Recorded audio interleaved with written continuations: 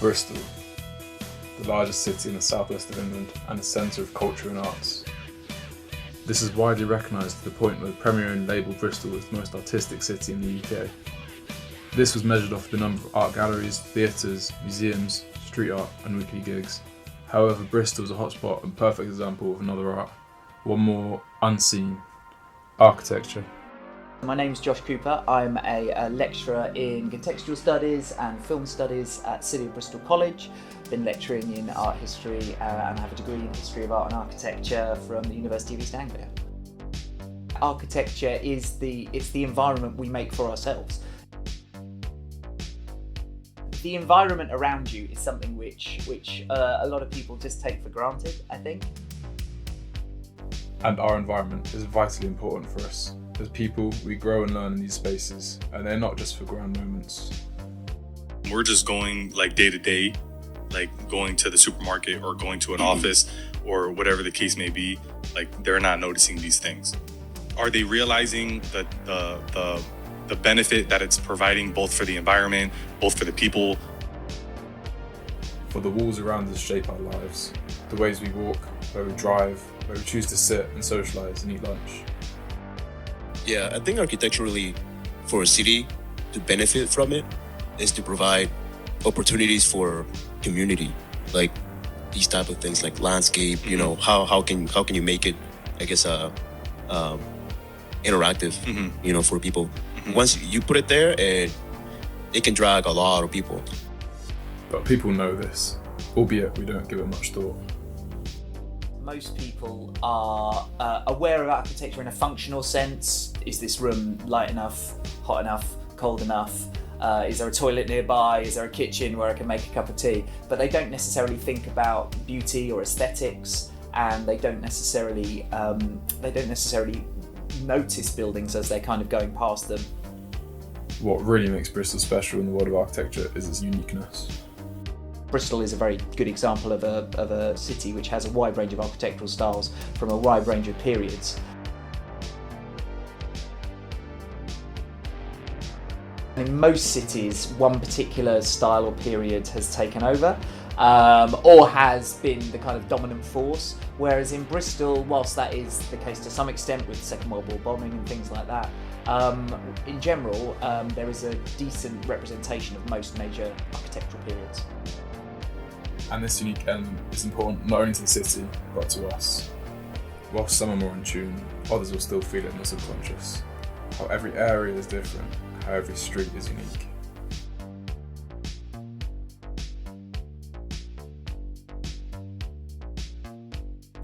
For we can feel the intended effects from the design choices, even if they were laid out hundreds of years ago. Buildings can impact our health, our mood, our productivity. I think it's important for this conversation to, and I won't talk about it on it too long, but not to limit it to buildings. So when you're thinking about like the design of a city, like there's urban planning, yes, there's buildings, but then you have to include the infrastructure, like civil design, like dams, bridges, the speed bumps. All these aspects of a city form its identity and impact its citizens. In the same sense that Bristol is a city of mixed variation, the architecture parallels this freedom, which only goes to prove how closely linked we are and have always been to our surroundings. And we use this connection to our surroundings to express ourselves. It is a part of us. It can reflect how we see the world and how the world sees us. I really like seeing the differences in buildings, the differences in the spaces that we choose to make for ourselves, which have obviously been honed over thousands of years. If everything was designed in exactly the same way, everything would be very formulaic, very regimented, almost like a kind of dystopian future of some kind. The desire to create something of the style yet unique is historic, and every style and movement represents its time. You know, humanity has always wanted to make good environments for itself, and a lot of the time people don't really notice those environments. And more so than any other art do we live in the tools of time. From remnants of old life, ages, rulers, people come and gone. The expansion of the heart of the city. To the fabrication of monuments built to bigger ideas like royalty, religion, and art. So Gothic is kind of the preeminent, I guess, medieval architectural style throughout Europe and indeed throughout, many other parts of the world. And it's very much about lights, letting light in, because the style before was called Romanesque, and that was very much about having thick walls to keep the buildings up.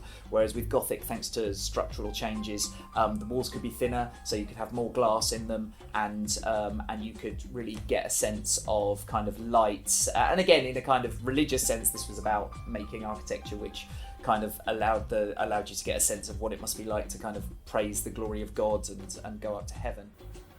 To the Tudors, Stuarts, and Elizabethans,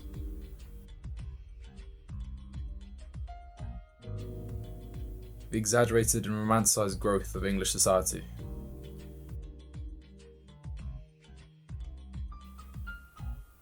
The theatric and intricate works of Baroque.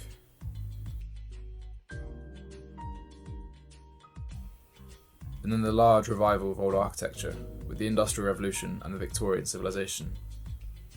In Victorian style, in the Victorian times, I should say, was far more about kind of taking the elements of Gothic which they enjoyed, but doing it on a much grander scale and a much bigger scale. And there was a kind of harking back to it, I guess, in a sense of nostalgia, a harking back for a simpler time, because you have to remember that the period that Gothic revival was happening in was a period of great industrialisation, whereas Gothic kind of harks back to having, churches in every town, in every village, which are built in this style, almost a harking back to the kind of more rural, simple form of life. Which would later lead to Bristol's own unique style, inspired by faraway lands and tales from its old dock and ports, used both for religion and industry during the Victorian revival. What we call kind of early Christian or Byzantine style, which obviously has more modern echoes in Bristol, and it's that kind of almost slightly mystical kind of mix of East meets West in terms of architectural style, which I find interesting, especially in ecclesiastical and church architecture.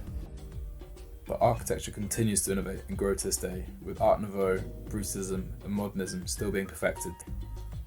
The large-scale importance is not only artistic, for whilst the aesthetic does have a considerable connection to us, so too does the practical. Architecture is important, both for the city and the people living in it. So we talked about aesthetics, we talked about, the design, we talked about usage, or maybe how it makes you feel and the experience that you get, because maybe you just want to go to a nice park. But we didn't talk about our favorite, life safety. A city, more than any other architectural collection, must be secure enough to accommodate such a large population. It must be safe, it must be efficient, yet it must still be beneficial. Importance within the city to create a safe environment for the people occupying and using it. Most people don't understand the complexity of architecture, that's fine, but most people don't understand its simple effects. I don't think they notice. And I think that's something that more people in society need to become like accepted to or need to start to realize.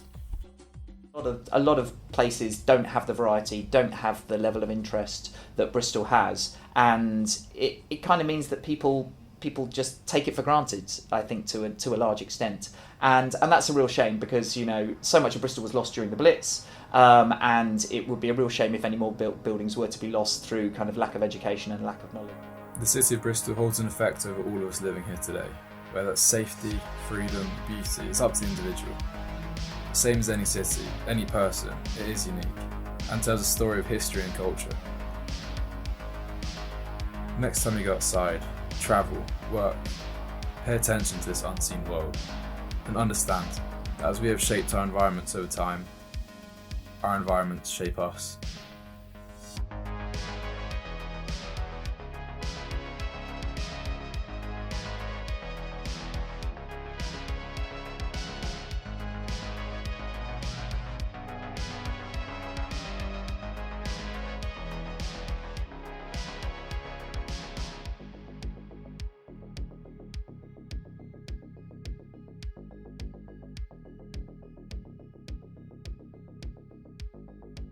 Yeah. Fast so far. Yeah. That's good. You sound like my ex-girlfriend's. Sorry. Don't put that in. Wow. Do not put that in. Yes. That's going in the final cut. Vehicular. From like a Or vehicular? from someone driving instead of someone walking. Talking about flying cars? Yo, I know that's where you're going with this. No, You're I going did. I with did flying think about cars. it, dude.